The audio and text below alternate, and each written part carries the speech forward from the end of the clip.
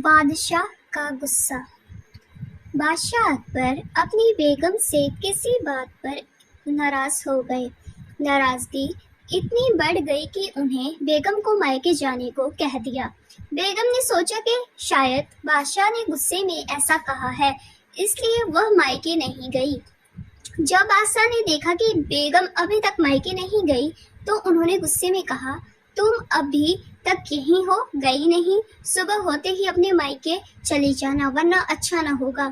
تم چاہو تو اپنی من پسند چیز ساتھ لے جا سکتے ہو۔ بیگم سسک کر جنان خانے میں چلی گئی۔ وہاں جا کر اس نے بیربل کو بلایا۔ بیربل بیگم کے سامنے پیش ہو گیا۔ بیگم نے بادشاہ کی ناراضگی کے بارے میں بتایا اور ان کے حکم کو بھی بتا دیا۔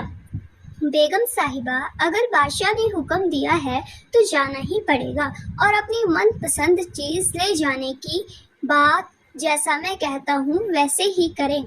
بادشاہ کی ناراضگی بھی دور ہو جائے گی۔ بیگم نے بیربل سے کہے انصار بادشاہ کو رات میں نیند کی دوا دے دی اور انہیں نیند میں ہی پالکی میں ڈال کر اپنے ساتھ مائکے لے آئی اور ایک سسجت شین ککش میں سلا دیا۔ جب بادشاہ کی نیند کھلی تو سوئم کو انجانے استھان پر پا کر حیران ہو گئے۔ پکارا، کوئی ہے؟ ان کی بیگم صاحبہ اپستھت ہوئی۔